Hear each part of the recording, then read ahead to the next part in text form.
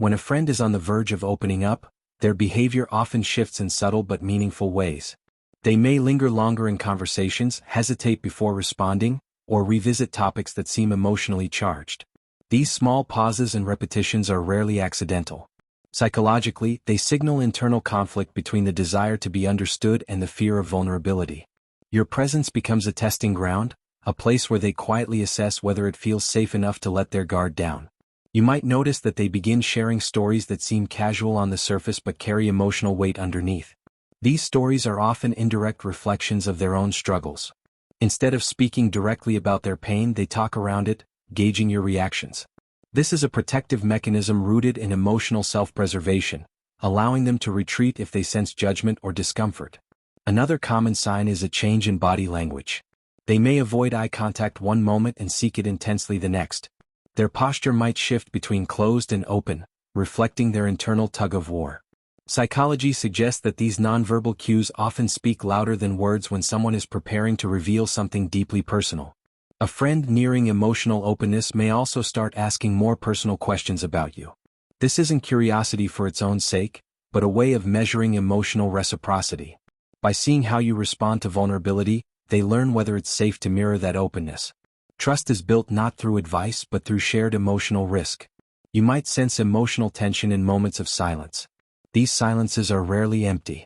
They are filled with unspoken thoughts, rehearsed confessions, and internal debates. Many people need these quiet moments to summon the courage to speak, especially if past experiences taught them that vulnerability leads to rejection. Psychology shows that humor can suddenly appear as a defense right before someone opens up. A friend may joke, deflect, or minimize their feelings. This isn't dishonesty but fear. Humor acts as an emotional airbag, softening the impact in case their vulnerability isn't received with care. Another sign is emotional inconsistency. They may seem warm and distant in alternating waves. This fluctuation reflects uncertainty. Opening up feels hopeful yet terrifying, and the mind oscillates between wanting connection and wanting safety through withdrawal. They may also begin validating your emotions more openly. When someone is close to opening up, empathy becomes more visible. It's a subconscious way of aligning emotionally, creating a shared space where feelings are welcomed instead of avoided. A friend on the brink of vulnerability may bring up old memories unexpectedly. These memories often carry unresolved emotions. Revisiting them aloud is a rehearsal for deeper disclosure, a way of testing whether their past can be spoken without being dismissed. Ultimately, these signs are invitations, not demands. Psychology emphasizes that recognizing them doesn't mean forcing a conversation. It means holding space, remaining patient, and allowing the friend to choose the moment when their inner world finally feels safe enough to be shared. Opening up is psychologically complex because it challenges our instinct for self-protection. From early experiences, many people learn that showing emotion can lead to misunderstanding, rejection, or shame. Even when logic says a friend is safe, the nervous system remembers past emotional injuries and reacts with caution.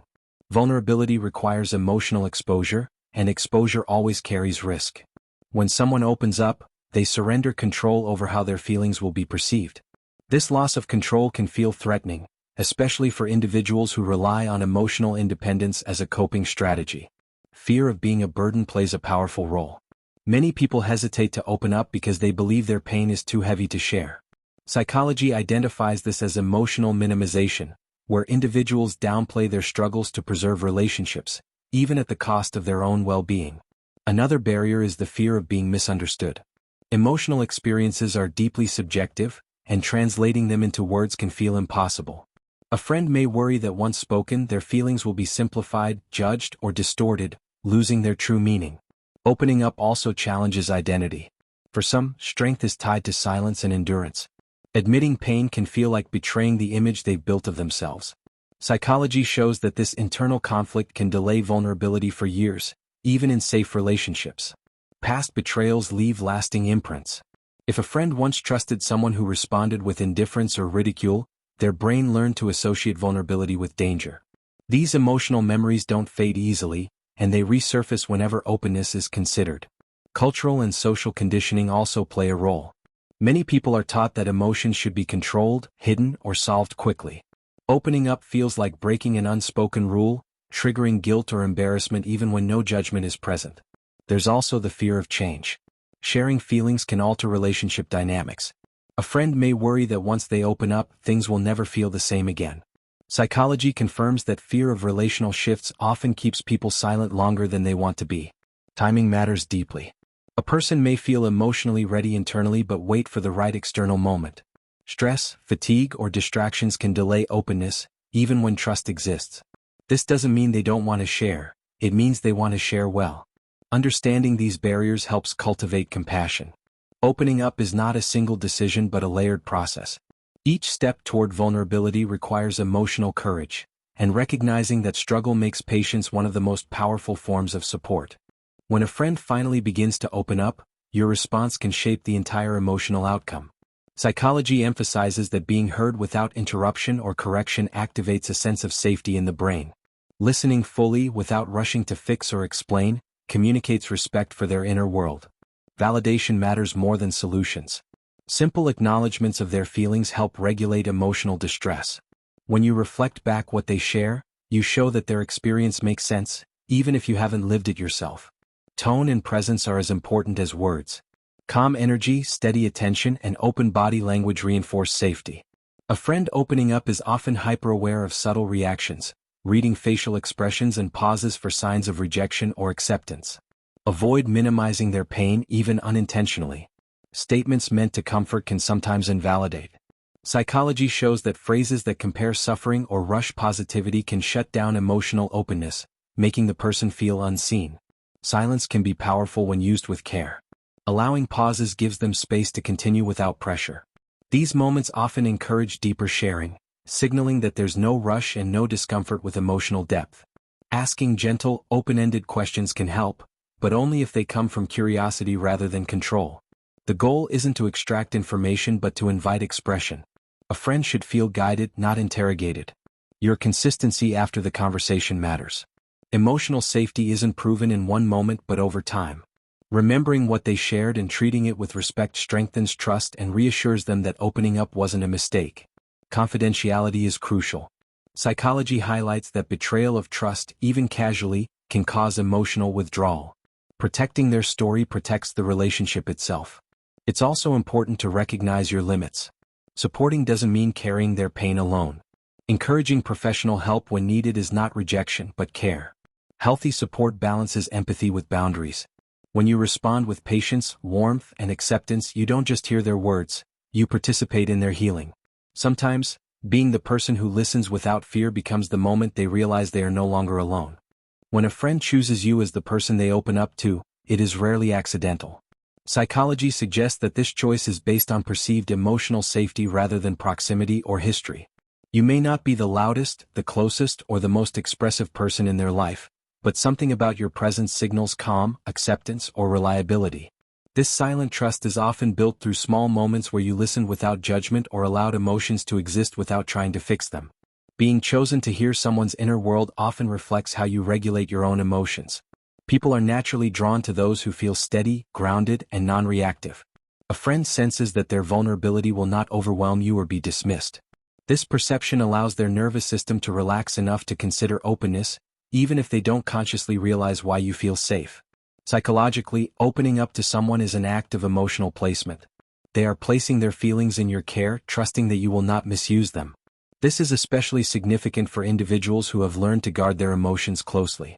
Choosing you means they believe you will treat their truth gently, even if it is messy or unfinished.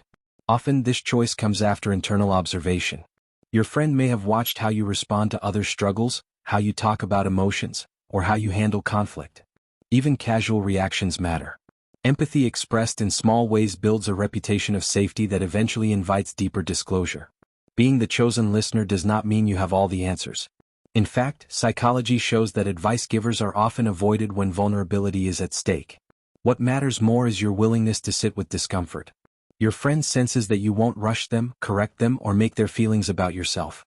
There is also an element of mirroring. When you allow your own emotions to exist authentically, even quietly, you give others permission to do the same. Vulnerability is contagious but only when it feels genuine. Your emotional honesty, even in subtle forms, creates a bridge they feel brave enough to cross. This choice can also reflect unmet emotional needs elsewhere. Your friend may lack safe spaces in other relationships. When they turn to you, it's often because you offer something rare: emotional neutrality combined with warmth. Psychology notes that this balance is deeply regulating for people carrying unspoken stress. It's important to understand that being chosen does not mean you are responsible for healing them. Emotional disclosure is a step towards self-understanding, not a transfer of burden. Your role is presence, not rescue. When you hold space without absorbing their pain, you model healthy emotional boundaries. Sometimes, being chosen happens gradually. A friend may reveal pieces of themselves over time, increasing depth slowly. This pacing reflects trust growing in real time. Each shared layer is a confirmation that the previous one was received safely. There can also be moments when their openness feels intense or sudden. This doesn't mean you miss signs. Psychology explains that emotional pressure builds internally, and once safety is identified, release can happen quickly. You are witnessing the result of long-held restraint, not impulsiveness. Being trusted with someone's vulnerability can stir your own emotions. It may feel heavy, intimate, or even confusing. These reactions are normal. Acknowledging them internally helps you stay present without pulling away or over-identifying. What truly matters is what happens after. When your behavior remains consistent, respectful, and kind, you reinforce their belief that opening up was the right choice. This reinforcement strengthens not only your bond, but their future ability to be emotionally honest with others. In psychology, safe connections are considered corrective experiences. By choosing you, your friend may be rewriting old emotional narratives about trust and rejection. Simply by being there, you become part of a quiet but powerful healing process. Ultimately, being the person someone opens up to is not about being perfect. It's about being real, attentive, and emotionally available. And often, without realizing it, you are showing them that their feelings deserve space in the world.